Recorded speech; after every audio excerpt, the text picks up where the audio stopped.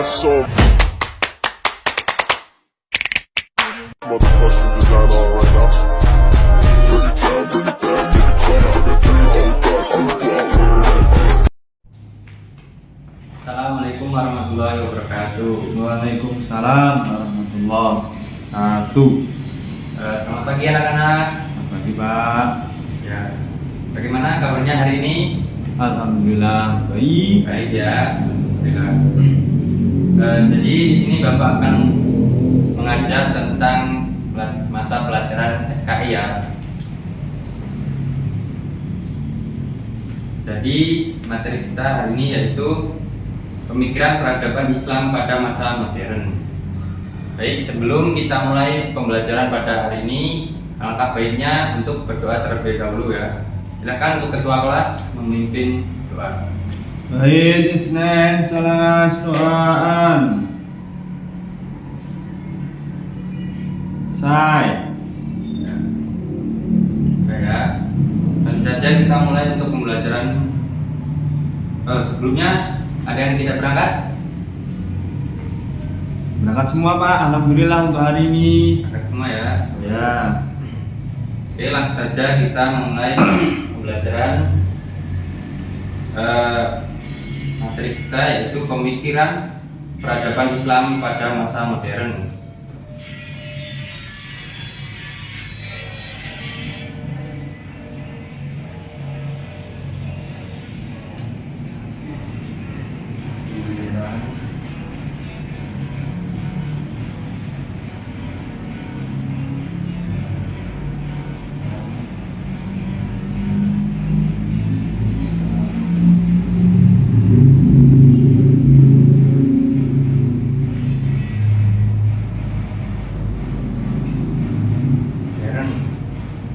Pertama itu ada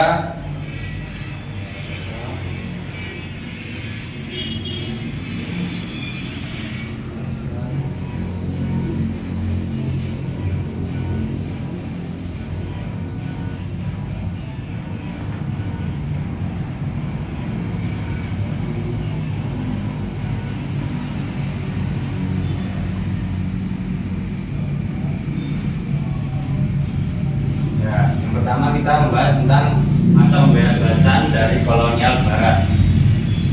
Setelah Islam mengalami kemunduran pada abad 13 Masehi hingga 18 Masehi, dunia Islam bangkit dari kemunduran dan kelemahan secara budaya maupun politik setelah Eropa menjajah negara-negara mereka. Eropa bisa menjajah karena keberhasilannya dalam menerapkan strategi ilmu pengetahuan dan teknologi serta mengelola strategi ilmu pengetahuan dan teknologi serta mengelola berbagai lembaga pemerintahan yang mereka kembangkan di dunia Islam. Akibat keterbelakangan umat Islam dalam berbagai aspek kehidupan, negara-negara Islam menjadi negeri jajahan bangsa Eropa.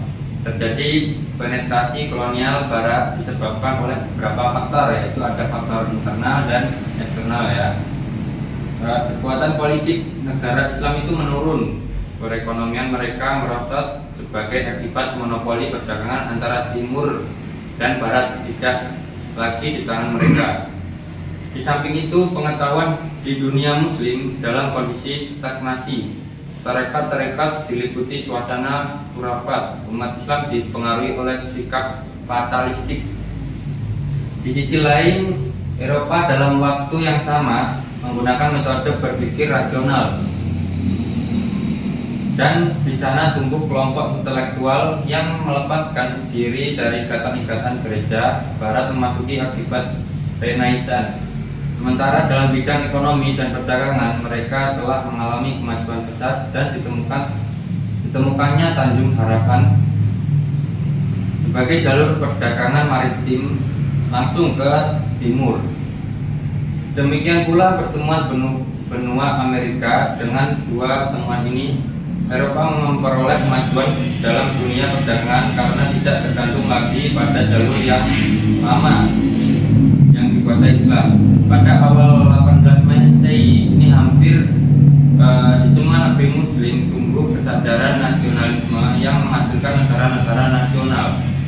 Tetapi persoalan mendasar yang dihadapi oleh keterbelakangan umat muslim, terutama menyangkut kemampuan menguasai dan mengembangkan ilmu pengetahuan sebagai alat yang paling penting dalam mempertahankan hidup masyarakat yang berbangsa, bernegara, dan tanpa menyampingkan agama, politik, dan ekonomi.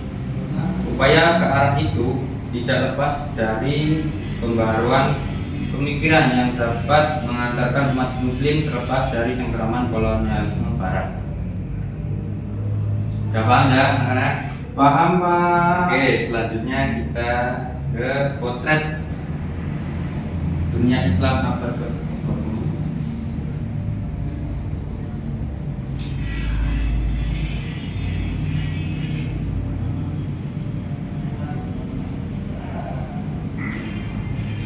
Nah, pada abad ini kemajuan Barat dalam bidang industri, teknologi, tatanan politik, dan militer tidak hanya meluluh lantakkan pemerintahan pada negara-negara Muslim yang ada pada masa itu, akan tetapi jauh lebih dari itu, bahkan mereka menjajah negara-negara Muslim yang ditaklukkannya, sehingga pada akhir abad 19 tidak ada sebuah negara muslim pun yang tidak terkontaminasi penetrasi kolonial barat.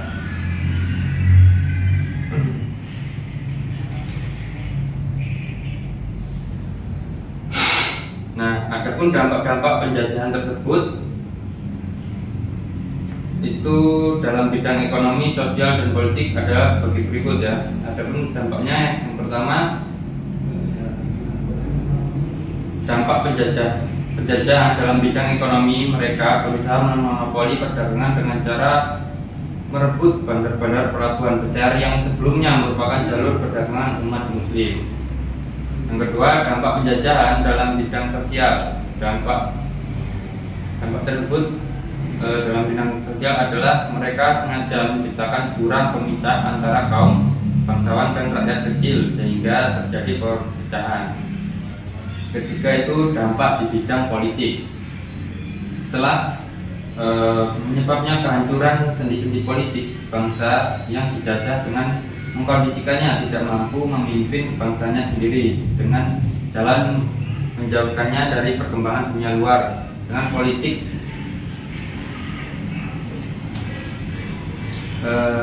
Selanjutnya yang B,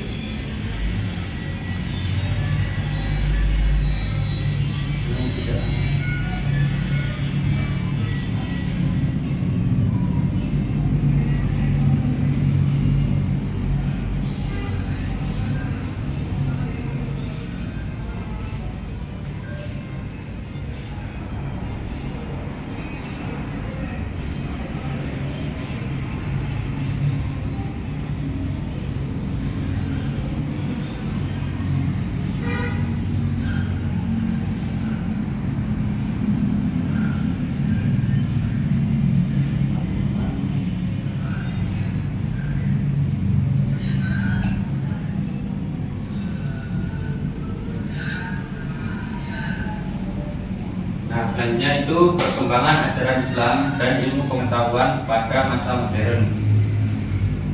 Pada masa ini Islam mulai mengalami perkembangan yang diantaranya adalah di bidang agama. Hal ini dikarenakan pada masa itu banyak sekali ajaran-ajaran Islam yang menyimpang dari sumbernya, yaitu Al-Quran dan Hadis, sehingga mendorong para cendekiawan muslim untuk meluruskan ajaran Islam kembali yang sesuai dengan ajaran Al-Quran dan Hadis. Ilmu pengetahuan dan teknologi dapat dikembangkan dengan pesat, terutama di negara-negara Islam yang berada di wilayah benua Afrika seperti Turki dan Mesir. Ini direalisasikan oleh Raja Turki Utsmaniyah Sultan Muhammad II dengan melakukan usaha-usaha sebagai berikut. Yang pertama itu melakukan modernitas di bidang pendidikan dengan memasukkan kurikulum pengetahuan umum pada lembaga-lembaga pendidikan ya. Kedua, mendirikan lembaga pendidikan Maktabi Ma'arif untuk mencetak tenaga yang ahli di bidang administrasi dan penerjemah. Yang ketiga, mendirikan perguruan tinggi di bidang kedokteran, militer, dan teknologi. Nah, dari apa yang Bapak jelaskan, apakah ada yang bisa mengambil hikmah dari materi kita, yaitu pemikiran peradaban Islam pada masa modern ini? Saya Pak, Ya, silakan Nak, kamu. sini apa kita dapat memahami perkembangan Islam sebelum dan sudah masa pembaruan sehingga dengan pengalaman ini dapat dijadikan sebagai pendorong untuk melakukan pengalaman Islam untuk saat ini. Dan yang B, kita dapat memahami seluk-beluk seni dalam Islam seperti kaligrafi dan sastra. Kita dapat mengerti perintis seni sastra, seni lukis yang berasal dari kalangan umat Islam yang pantas untuk kita kenang dan kita gunakan. Betul kan Pak? Ya, bagus. Siapa namanya? Vika Faludin Pak. Oh ya, Mas Vika ya. Nah, tadi materi untuk kita hari ini ya. Semoga bermanfaat. Baiklah, kita cukupkan untuk hari ini saja ya. Bapak akhiri, wassalamualaikum warahmatullahi wabarakatuh.